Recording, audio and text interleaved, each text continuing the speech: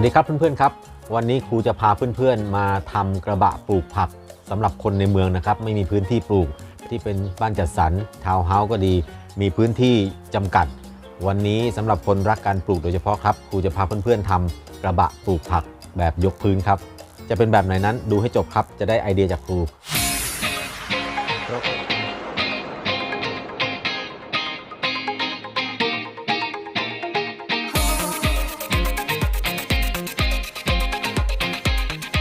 ครูขอเขียนแบบคร่าวๆให้ดูก่อนแล้วกันนะครับว่าวันนี้เราจะทำกันแบบไหนนะครับวันนี้ครูจะทำเป็นกระบะปลูกผักทรงสี่เหลี่ยมผืนผ้าแบบนี้นะครับแล้วก็ความสูงอยู่ที่ประมาณ20 เซนประมาณนะครับก็ขาตั้งก็จะอยู่ที่ประมาณ70 เซน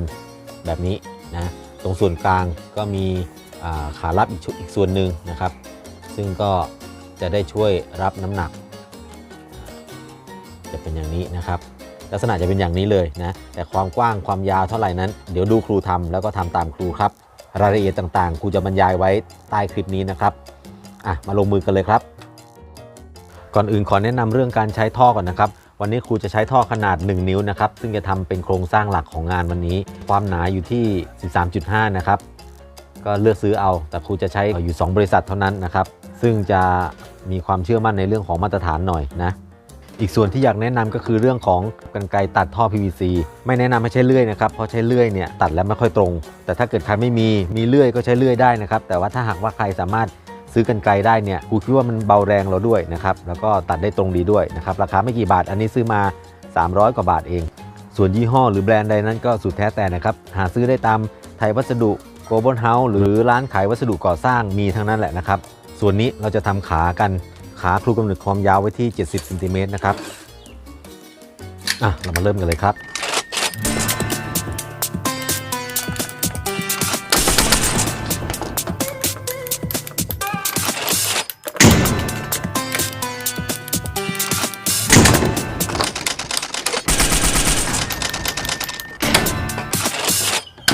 เส้นต่อไปวัดความยาวอยู่ที่48 เซนตรงนี้จะใช้ทั้งหมด5 ท่อนนะครับ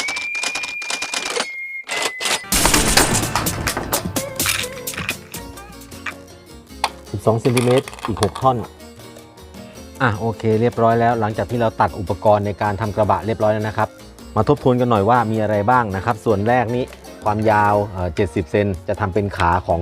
กระบะนะครับที่จะยกสูงส่วนที่2อีก5 ท่อนเป็นความยาว48 เซนอันนี้จะเป็นส่วนของความกว้างนะครับส่วนอีกชุดหนึ่ง50 เซนติเมตรมี8 ท่อนส่วนนี้จะเป็นความยาวของกระบะนะครับส่วนนี้อีก12 เซนติเมตรอีก6 ท่อนอันนี้เป็นความสูงของกระบะแล้วนอกจากนั้นเราจะมี4 ทางฉากนะลักษณะจะเป็นอย่างนี้ครับเวลาเราไปซื้อก็บอกว่า4 ทางฉากแบบนี้นะอีกทั้งหมด8 ตัว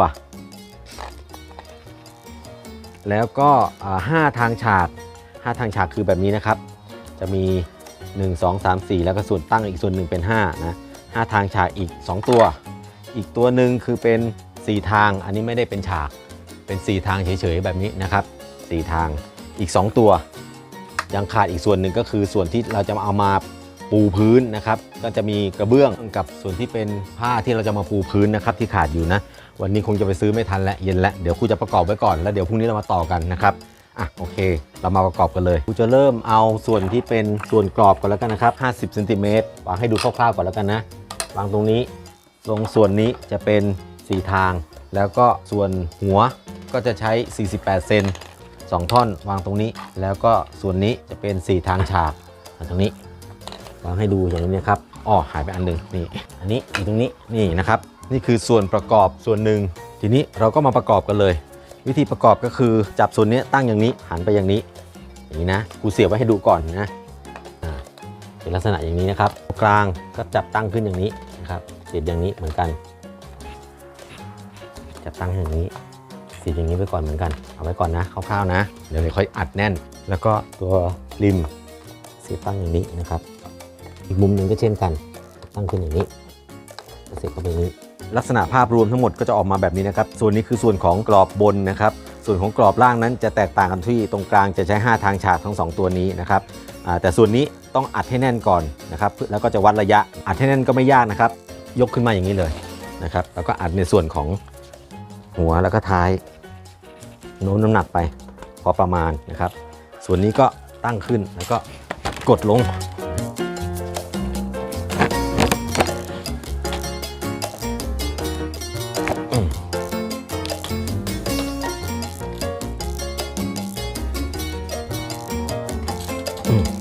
วัดโครงสร้างความยาวนะครับอยู่ที่ไม่เกินเมตร20 เซนนะครับตรงนี้ได้ที่เมตร17 เซนเมตร17.5 ฝั่งนู้นก็ต้องได้เช่นกันก็ได้อยู่ที่เมตร17.5 เท่ากันนะครับด้านบนก็ต้องวัดให้เท่ากันตรงนี้นะแต่ว่าไม่ให้เกินเมตร20 เซนจากนั้นก็ใช้ส่วนสูงนะครับ12 เซนติเมตรเสียบไปที่ข้อแยกแต่ละมุมเลยครับ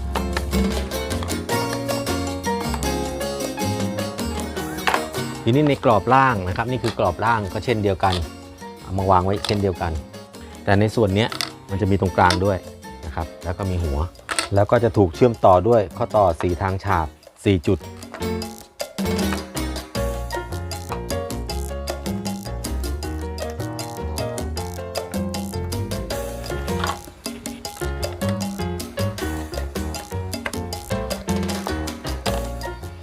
อ้าวมาทำไม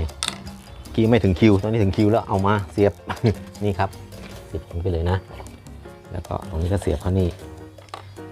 ให้ตรง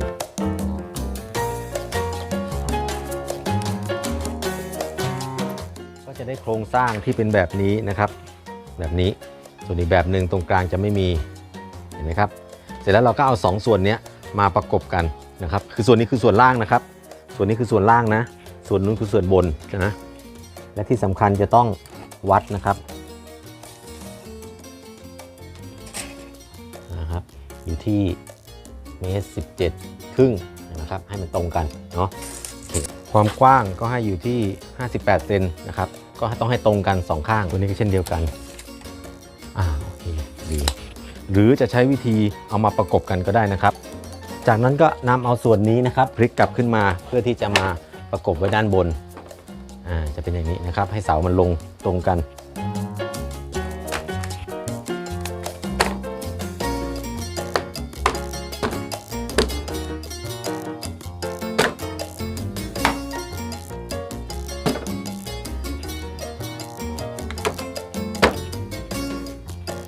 ลักษณะของคอกหรือกระบะก็จะเป็นลักษณะแบบนี้นะครับแล้วก็ออกแรงกดให้ตึงมือสักนิดนึงตรงนี้เราก็เช็คความสูงกันสักหน่อยครับ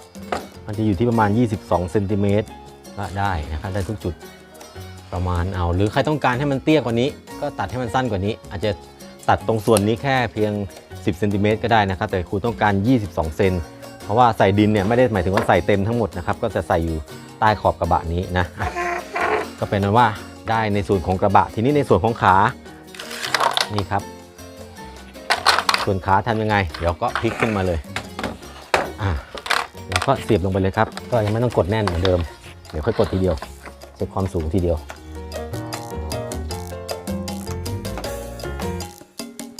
เสร็จแล้วก็พลิกขึ้นมาแล้วก็ออกแรงกดนะครับ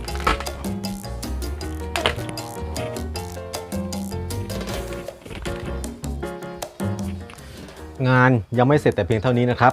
ยังมีอีกนิดนึงนะครับกูจะใช้กระเบื้องมาลองเพื่อรับน้ำหนักครูคำนวณไว้สำหรับกระเบื้อง1 แผ่นพอดีเลยนะครับกระเบื้องคงจะหาซื้อไม่ยากนะนี่ลงล็อกพอดีเลยนะครับนี่นะครับก็วางให้ได้ขอบพอดีรับน้ำหนักได้ส่วนหนึ่งอีกฝั่งหนึ่งก็สามารถรับน้ำหนักได้ในส่วนนี้นะครับกระเบื้องก็พอที่จะรับน้ำหนักของดินได้หลายกิโลทีเดียวแหละนะทีนี้ในส่วนของกระบะนะครับครูจะใช้สแลนซึ่งวันนี้วันอาทิตย์หาซื้อไม่ได้แล้วร้านอุปกรณ์ก่อสร้างมันปิดหมดเดี๋ยวพรุ่งนี้ครูจะมาต่อให้นะครับในเรื่องของการปูสแลนแล้วก็เอาดินใส่อย่างไรนะครับพรุ่งนี้ค่อยมาต่อกันมาต่อกันนะครับวันนี้ครูซื้อสแลนมาแล้วซื้อมา2 เมตรแต่จริงๆมันใช้เม็ดเดียวแหละนะครับก็จะตัดแค่เมตรเดียวนะเพราะว่าสแลนมันหน้ากว้าง2 เมตรก็ตัดครึ่งใช้แค่เมตรเดียวมาทางนี้เลยครับความยาวจริงๆเนี่ยเราใช้แค่เมตร65 เซนเท่านั้นนะครับทีนี้เราก็วางเอาทางใดทางหนึ่งให้พอดีไว้ก่อนเราจะล็อกทางนี้ก่อนแล้วกันนะล็อกด้วยสิ่งนี้ครับเคเบิลไทย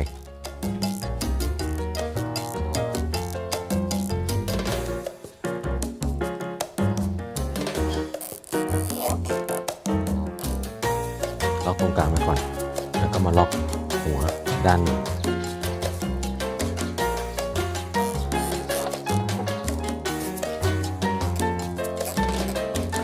ก็เป็นอันว่าเสร็จสิ้นลงไปแล้วนะครับมืดพอดีก็ขอบคุณที่ติดตามดูจนจบคลิปนะครับก็ใครสามารถที่จะทำตามได้ก็ทำตามได้เลยนะครับอุปกรณ์ก็ครูวัดออกมาให้เรียบร้อยแล้วมันไม่ต้องไปคิดอะไรมากแล้วลงตัวแล้วนะครับที่กระเบื้อง1แผ่นเนี่ยให้ได้เลยนะครับก็หวังว่าคลิปนี้น่าจะเป็นประโยชน์สำหรับเพื่อนๆที่เข้ามารับชมนะครับฝากกดไลค์กดแชร์กดติดตามช่องครูสวัสดิ์พาทำไปเรื่อยด้วยครับจะได้ไม่พลาดชมคลิปดีๆจากช่องครูครับสำหรับคลิปนี้สวัสดีครับ